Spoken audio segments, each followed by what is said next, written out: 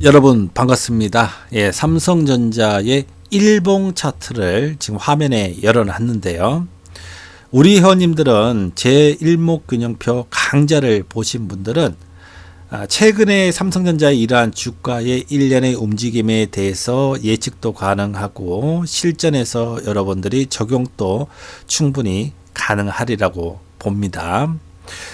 여러분들이 일목균형표를 사용을 하면서 일목균형표도 유용한 보조지표지만 기본적인 이동평균선도 상당히 유용한 보조지표입니다. 그런데 여러분들이 함께 사용을 하고 싶은데 일목균형표하고 이동평균선하고 함께 띄워놓으면 선들이 너무 많았어. 너무 차트가 혼잡해집니다. 보기가 힘들어요. 그래서 오늘 이 시간은 하단 지표 중에서 이동평균선 원리를 이용을 한 MACD에 대해서 여러분들에게 알려드리도록 하겠습니다.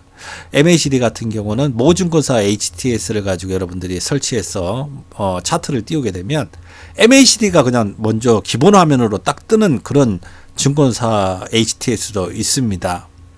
그만큼 MACD가 상당히 유용한 보조지표인데요.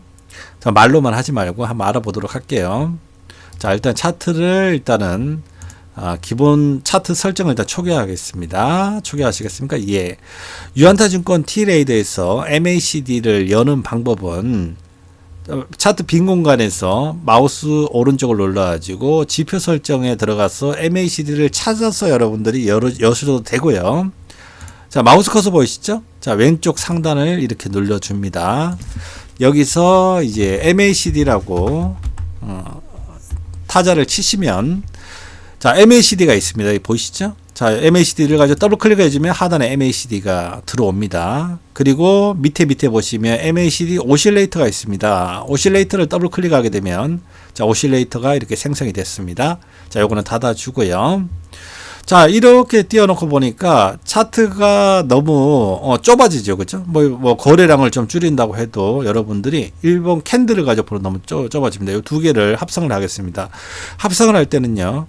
자, 이렇게 왼쪽으로 마우스 왼쪽으로 한번 찝어주면 이렇게 이제 활성화가 됩니다. MACD가 이 두 개를 합성을 할 건데 합성을 할 때는 마우스 왼쪽을 이렇게 누르면 이 손 모양이 형성이 됩니다. 쭉 내려가지고 자, 여기서 이제 마우스 오실레이터 쪽으로 왔어. 여기서 마우스 왼쪽을 손을 딱 뗍니다. 그러면 Y축을 가지고 공유를 하겠습니까? 라고 뜨거든요. 확인만 눌러주면 이렇게 합성이 이렇게 됩니다. 자, 이 상태에서 우리가 MACD를 여러분들이 사용을 하려고 하면 MACD에 대해서 이해를 해야 되겠죠. MACD가 이동평균선 원리를 이용을 했다고 하는데 어떤 것인지를 이해를 해야 되는데요. 우선 설정을 들어가 보겠습니다. 여기서 뭐 아무거나 이렇게 더블 클릭을 해주면요. 설정창이 MACD 설정창이 이렇게 환경 설정창이 이렇게 뜨고요. 여기서 오실레이터가 있고 MACD가 있습니다. 자, MACD를 클릭을 하게 되면 자, 이렇게 이제 조건 설정 창이 나오는데요. 12, 26, 9, 2평 기간을 9, 2평 반볼 지수 2평 이렇게 되어 있습니다.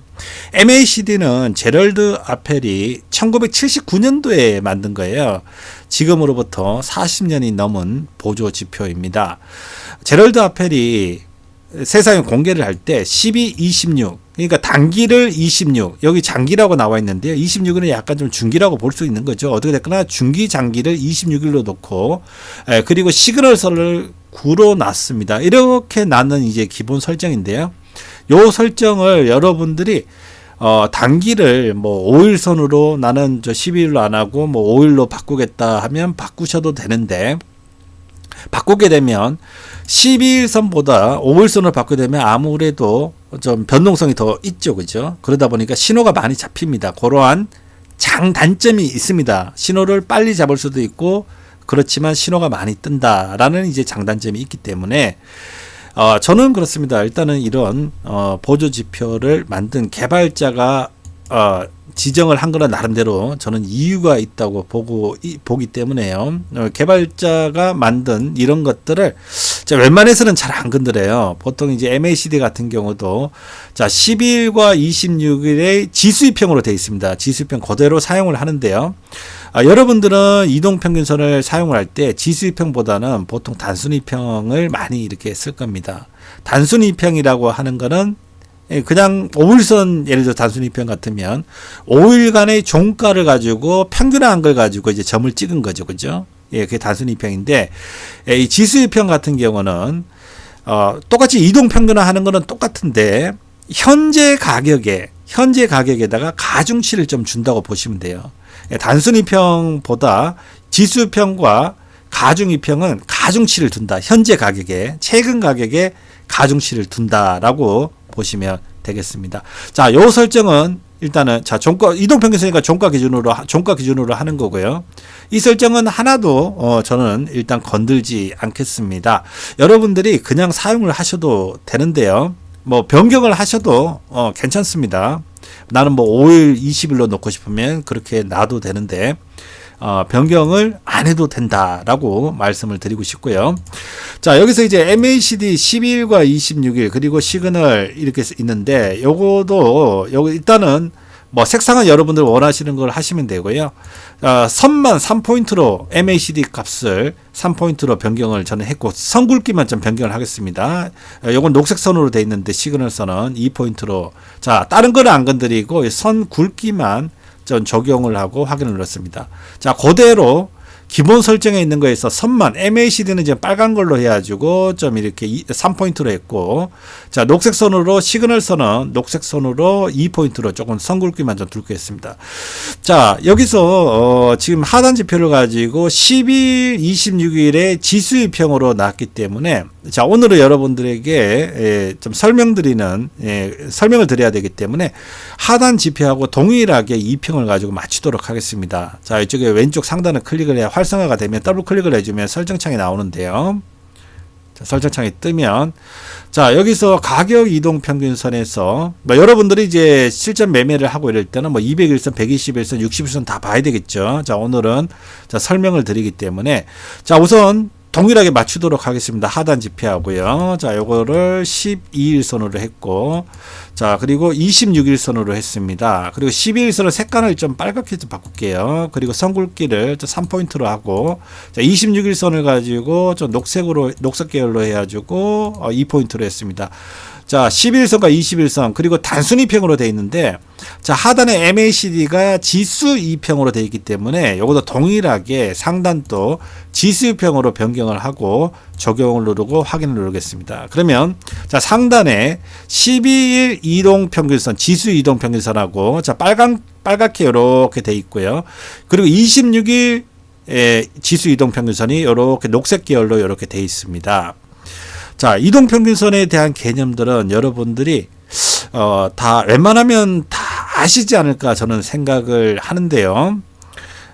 그래도 혹시라도 모르시는 분들도 있을 수가 있으니까 자, 26일선이 이렇게 움직입니다. 16일하고 26일이면 26일간의 평균값이 12일간의 평균값보다 지효성이 있을 수밖에 없어 조금 느리게 움직이는 거죠. 이렇게 26일선이 이렇게 움직이는 녹색으로 이렇게 움직이는데 12일의 지수 이동 평균선이 이렇게 위에서 놀다가 다시 또 이탈하고 밑에서 놀다가 다시 위로 올라가 돌파를 하려고 하다 못하고 자, 12일선이 이렇게 빨간 선입니다. 12일선이요. 올라가 돌파도 하고요. 다시 위에서 놀다가 이렇게 내려갔다가 다시 또 돌파도 하고 올라갔다가 다시 내려오고 이런 걸 가지고 이제 반복을 합니다.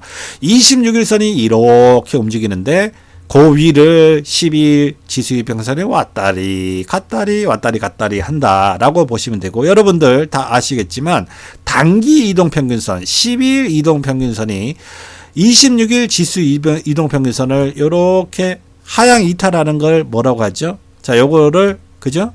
데드 크로스라고 합니다. 그죠? 데드 크로스라고 하고 예를 들어서 단기 이동평균선인 12일 지수 이동평균선이 26일 지수 이동평균선을 가지고 상향 돌파하는 걸 가지고 여러분들 다 아시죠? 요거를 골든 크로스라고 합니다. 그죠?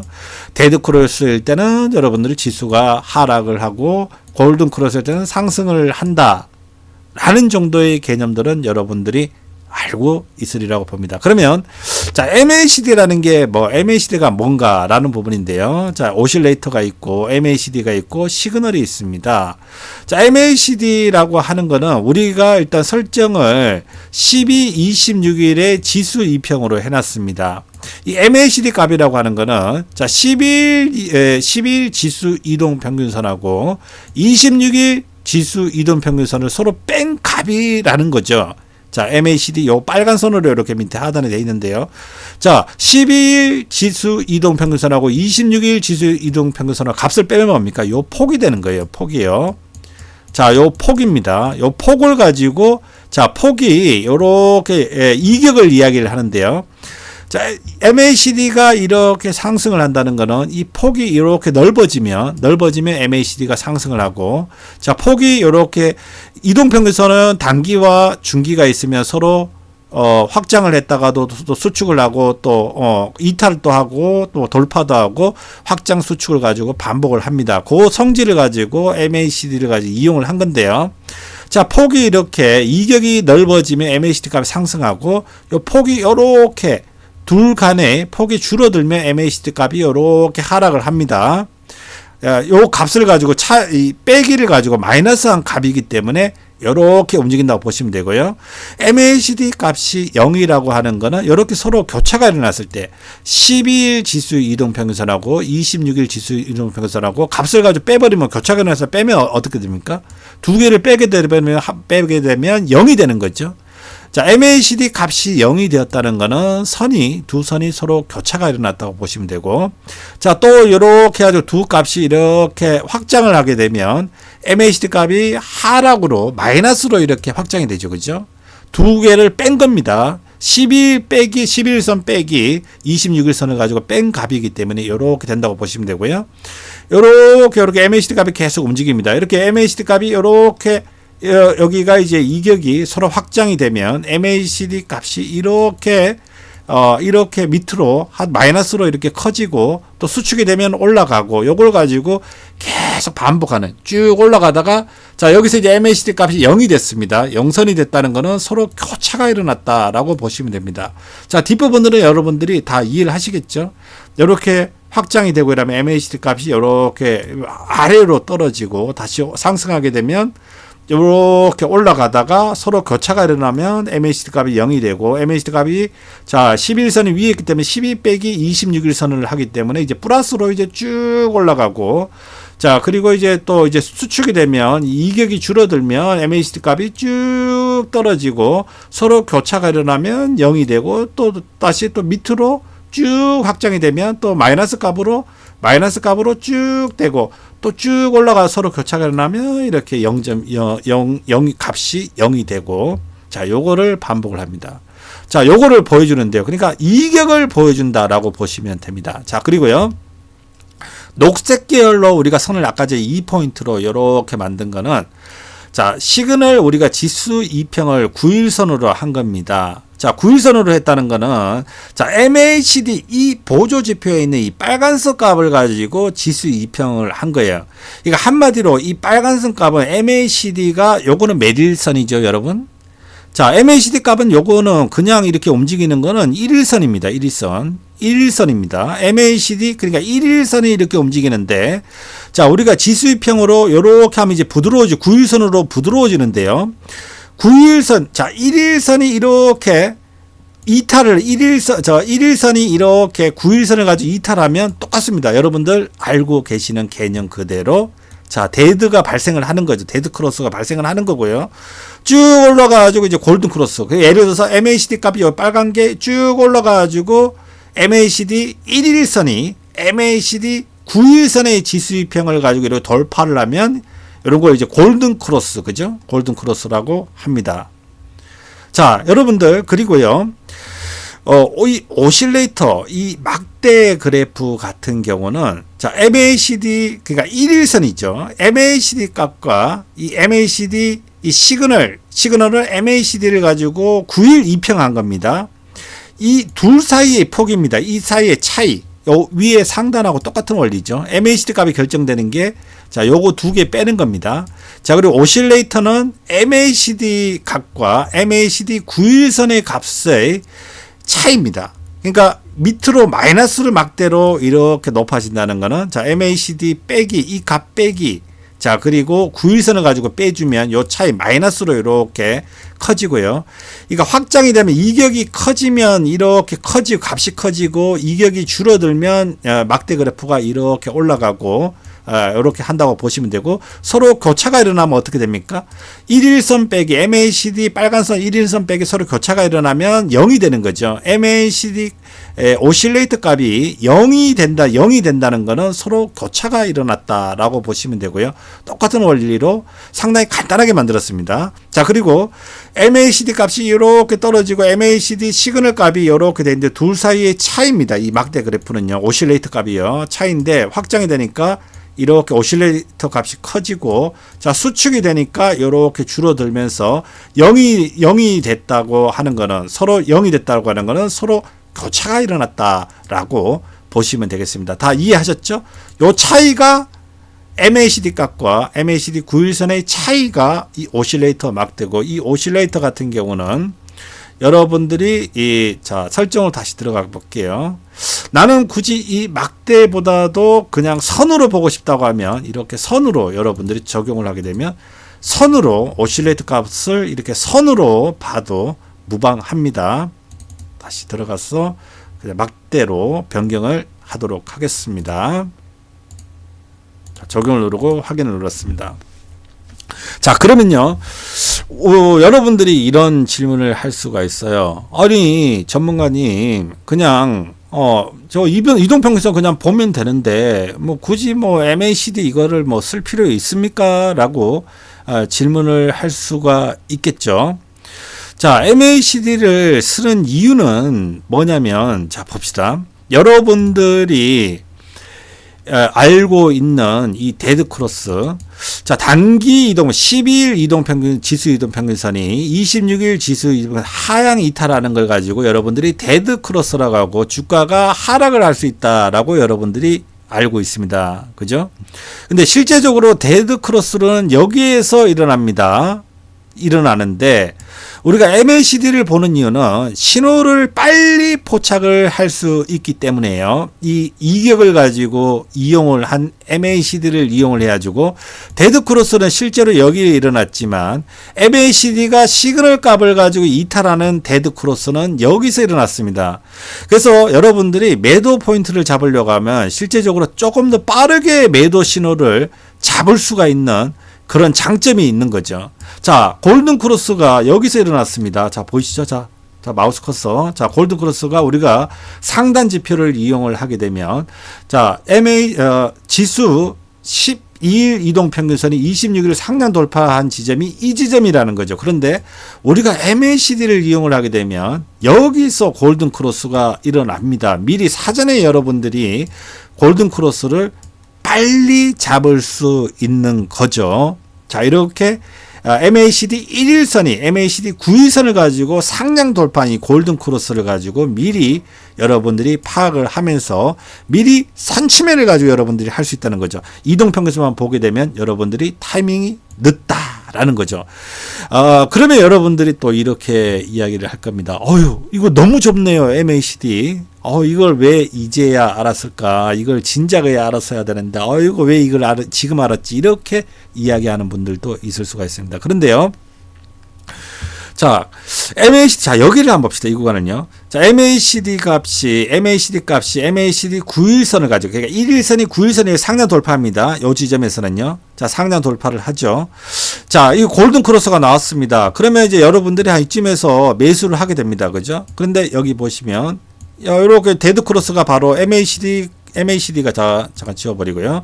MACD가 여기는 이제 하향 돌파를 해버려요. 자, 여기는 이제 골든이 나왔고요. 그러니까 여기서 이제 여러분들이 MACD만 보고 매수를 했다고 하면, 자, 바로 매수를 하자마자 바로 데드 크로스가 나옵니다. 자, 이렇게 되면 여러분들이 매수하고 나니 수익이 안 나죠. 그죠? 자, 요 구간을 한번 보겠습니다. 여기서 이제 골드 크로스가 나오고, 여기서 데드 크로스가 나옵니다. 자, 여기서 이제 매수를 해가지고, 자, 바로 밑에서 오히려 손해를 봐버립니다. 자, 이런 결과가 나와버린 거예요. 매수를 했는데, 손해보고 손절을 하는 그런 상황이 오는 거죠. 제가 MACD 강좌를 여러분들에게 드리면, 또 우리 또 공부를 또 열심히 하는 또 그런 회원님들이 또 이런 이야기를 해요. 전문가는 제 이거 압니다. MACD는 주가가 이렇게 상승을 할 때 MACD를 쓰는 거고, 주가가 이렇게 하락을 할 때는 MACD를 쓰는 게 아닙니다. 그러니까 상승을 할 때 MACD를 가지고 쓰고, 하락을 할 때 MACD 매수를 잡으면 안 된다. 하락할 때는, 추세가 하락일 때는 안 씁니다. 그리고 상승할 때만 쓰는 겁니다. 제 말 맞죠? 저 공부 열심히 했죠? 이렇게 이야기하시는 분들도 있습니다. 그런데요, 이거는 뭐 틀린 이야기 아니에요. 맞는 이야기이긴 한데, 상승할 때 MACD를 쓰고 추세가 하락일 때는 MACD를 쓰면 안 된다. 이거는 맞는 이야기인데, 이거는 이론적인 거라는 이론. 자, 이론적으로는 맞습니다. 그런데 여러분들이 실전에서는 틀린 이야기입니다. 무슨 이야기냐면, 지우고 한번 봅시다. 자, 여기서 이제 MACD가 MACD 1일선이잖아요. 그러니까 1일선이 MACD 우리가 지수평하고 9일선을 가지고 상단 돌파를 했단 말이에요. 그래서 여러분들이 이 신호만 보고 MACD 신호만 보고 매수를 했는데, 자, 여기서는 다시 이제 MACD 시그널선인 9일선을 가지고 이탈을 하면서 데드가 나왔단 말이에요. 매수를 하자마자 매도를 해야 됩니다. 그런데 이게, 자, 봅시다. 자, 추세가 보시면 8만원에서 이렇게 추세가 이 삼성전자 차트인데요. 자, 하락 추세입니다. 그죠? 하락 추세입니다. 그런데 우리가 실전에서는 이게 하락 추세인지 상승 추세인지 모른다는 거죠. 무슨 이야기냐면, 이 자리가 MACD를 보고 MACD가 골든 크로스가 난 자리에서 여러분들이 들어간 자리, 이 D캔들이 없다고 하면, 이 자리에서는, 이 자리라고 하는 거는 주가가 여기서, 자, 우리가 결과론적으로 주가가 이렇게 움직이다가, 그죠? 이렇게 움직이다가 이렇게 하락 추세로 이렇게 가는 거지만, 이 D캔들이, 여기가 캔들이 없다고 하면 이 자리에서는 아무것도 없고 그냥 진행 중일 때 여러분들이 실전 매매를 한다고 하면 추세가 이렇게 상승이 나올 수도 있어요. 이렇게 돌파를 해가지고 상승이 나와가지고 갈 수도 있는 거고요. 아니면 주가가 옆으로 이렇게 행보도 할 수 있는 거고, 자, 이것처럼 주가가 이렇게 하락으로 내려갈 수도 있는 겁니다. 그런데 이거는 결과론적이라는 거죠. 자, D캔들에서 저점을 가지고 이탈을 하면서 하락 추세로 가는 거는 우리가 뒤에 캔들이 생겼을 때 알 수 있는 부분이지, 우리가 실전 매매를 할 때, 자, 실전에서 여러분들이 들어갔는데 주가가 여기서 상승이 나오면 어떻게 됩니까? 이 MACD 값이 올라갑니다. 그죠? MACD 올라가가지고 이거는 상승 추세였다는 거예요. 그러니까 뭐냐면, 상승 추세일 때 아까 좀 매수를 하고, 하락 추세일 때는 매수를 하면 MACD를 가지고 사용을 하면 안 됩니다. 라고 이야기를 하는 거는 이론적인 거라는 거죠. 실전에서는 이게 상승 추세로 갈 수도 있고, 가면 MACD 값이 상승을 해버리고요. 하락 추세로 가면 이렇게 MACD가 이탈을 해버립니다. 자, 데드 크로스가 나올지, 다시 여기서 지지를 받고 MACD가 올라갈지는 그 누구도 알 수가 없다는 거죠. 그래서 실전하고 이론하고는 완전히 다르다는 거죠. 결과로 놓고 이야기하는 거는 누구라도 이야기를 할 수가 있습니다. 이 뒷결과를 가지고 다 보고 난 후에 이거는 하락이니까 MACD는 여기서 들어가면 이거는 하락 추세다. 그런데 이거를 실전에서는 안 됩니다. 그러면 하락 추세일 때는 손절하면 되지 않습니까? 이렇게 이야기하는 분들도 있는데요. 들어가서 이렇게 이탈을 하게 되면 손절을 하면 되지 않습니까? 이야기를 하는 분들도 있는데, 그렇게 되면 어떤 현상이 일어나느냐. 이 MACD를 가지고 12일, 26일 혹은 뭐 5일, 뭐 20일 뭐 이렇게 놓게 되면 신호가 더 자주 발생합니다. 그러면 뭐 매수했다가 보조 지표를 이용을 해야 돼. 매수했다가 손절하고, 매수했다가 손절하고, 이탈하면 손절. 그러면 승률이 50%도 안 됩니다. 50%로 칠 수밖에 없는 거죠. 우리가 보조 지표를 이야기를 하는 거는, 이용을 하는 거는 수익을 내기 위해서, 우리의 매매에 도움이 되기 위해서 우리가 보조 지표를 사용을 하는데, 이렇게 뭐 이탈하면 손절하고, 그러면 승률이 안 나오는 보조 지표를 사용을 하는 거죠. 승률이 50%밖에 안 되는 보조 지표를 사용하는 겁니다. 우리가 보조 지표를 쓴다라고 하는 거는 최소한 승률이 80% 이상, 많게는 90% 이상 정도의 승률이 돼야지 보조 지표로서 가치가 있는 겁니다. 자, 그러면, 자, 오늘 이 시간은요, 우리가 MACD가 어떤 건지에 대해서 우리가 알아봤고, 이 다음 시간에 이제 MACD 이제 실전 강좌, 우리가 실전에서는 MACD를 어떻게 써야 되는지 하는 부분에 대해서 고급 강좌로 여러분들에게 알려드리도록 하겠습니다. 슈퍼개미 주식훈련소 TV에서는 무료 주식 과외 회원을 모집을 하고 있습니다. 회비 없고요, 수수료 없고요, 비용일체 없습니다. 유한타증권 계좌를 신규로 만드시고 유한타증권 계좌가 있는 분들도 신규로 개설하시면 됩니다. 신규로 계좌 만드는 방법은 이 화면 뒤에 소개해 드리도록 하겠습니다. 계좌 만드시고 연락 주시면 무료 회원으로 가입이 됩니다. 무료 회원들에게는 공개하지 못하는 교육 강좌를 보내드리며 주식 매매하시는데 많은 도움을 드리도록 하겠습니다. 계좌 만드시고 010-8401-3253으로 연락 주시면 됩니다. 자, 유한타증권을 비대면으로 신규 계좌 개설하는 방법에 대해서 안내해 드리도록 하겠습니다. 여러분들의 스마트폰에서 플레이스토어에서요, 유한타라고 검색을 합니다. 그러면 여러 가지 메뉴가 뜰 건데, 유한타증권 T레이더 N 같은 경우는 여러분들이 매매할 때 쓰는 겁니다. 우리는 지금 계좌를 개설하고 있기 때문에 비대면으로 계좌 개설하기 때문에 유한타증권 스마트 계좌 개설, 자, 요거를 클릭을 해줍니다. 그리고 설치를 하게 되면 이렇게 여러분들 핸드폰 바탕화면에 설치가 될 거고요. 자, 설치된 걸 가지고 열게 되면 이렇게 메인 화면이 나올 건데, 거기서 가운데 계좌 개설 시작하기를 가지고 터치를 해줍니다. 그러면 메뉴가 여러 가지가 나올 건데요. 긴장하지 마시고요. 우리는 주식을 매매를 할 거기 때문에 주식 금융상품 갈로 열고 위탁 계좌 갈로 닫고, 자, 요거를 가지고 터치를 해줍니다.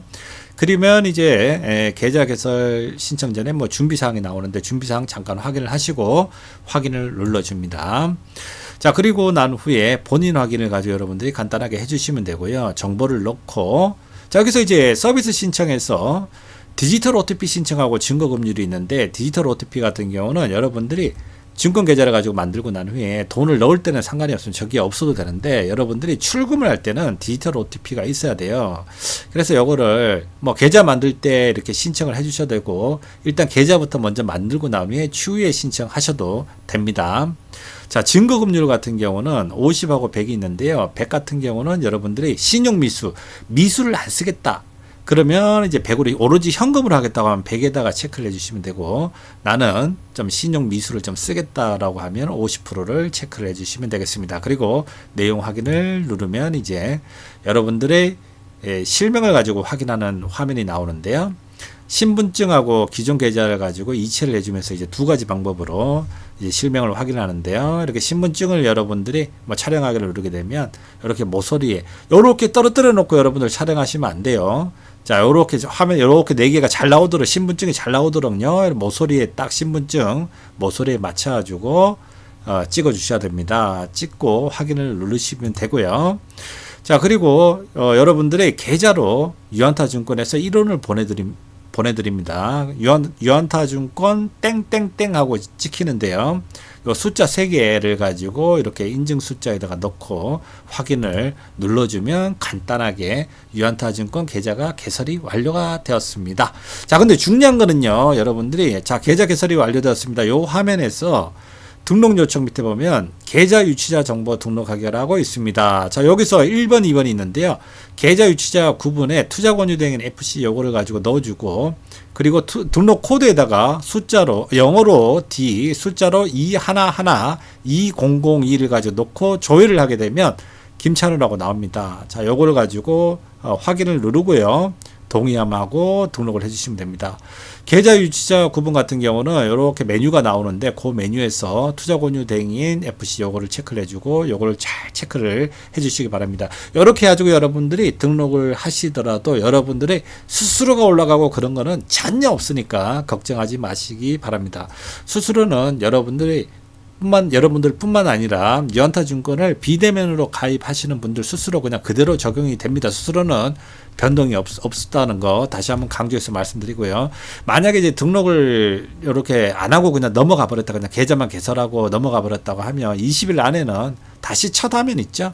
첫 화면에서 여기 메뉴를 가지고 이렇게 터치를 해주게 되면 유치자 등록이라고 있습니다. 가운데 요걸 터치를 하고 유치자 등록을 누르게 되면 다시 요 화면입니다. 요 화면에서 넣어주시면 됩니다. 자, 추가적으로 조금 더 설명을 드릴게요. 아까 디지털 OTP 같은 경우에 이렇게 개설 시 이렇게 신청을 해가지고 하면 되는데, 만약에 이제 아까 전에 미신청으로 해가지고 넘어가 버렸다. 차후에 디지털 OTP를 가지고 신청을 한다 이러면 다시 스마트 계좌 개설 메인 화면 첫 화면에서요. 요 빨간 박스 친 거 있죠? 자, 요걸 가지고 터치를 해주게 되면 여러분들의 인증을 받고, 신분 인증을 받고요. 이쪽에 디지털 OTP 신청이라고 있습니다. 자, 이렇게 신청을 해주시면 된다는 거고요. 이렇게 메인 화면이 있으면 왼쪽에 메뉴에 뱅킹 업무 신용 대출이라고 있습니다. 여기서 이제 OTP 통합 관리가 있거든요. 그래서 이제 디지털 OTP 발급 관리 해가지고 N이라고 나오면 여러분들이 디지털 OTP가 발급이 안 됐다는 거예요. 그러면 발급을 해주시면 되고요. Y라고 나오면 디지털 OTP가 발급이 됐다는 겁니다. 그래서 신청할 필요가, 발급을 할 필요가 없고요. 해지하고 싶으면 이렇게 해지를 하셔도 된다는 거고요. 자, 그리고 인증서 발급 같은 경우도 이렇게 메뉴에 뱅킹 업무 신용대출의 인증센터가 있습니다. 거기서 공인인증서도 여러분 다운받으신 걸로 등록을 하실 수가 있습니다.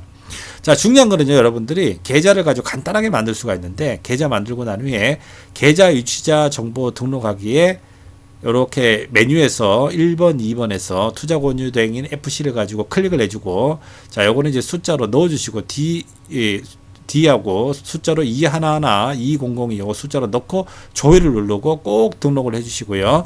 요걸 등록을 해주셔야지 제가 여러분들 매매하시는데 많은 도움을 드릴 수가 있습니다. 감사합니다.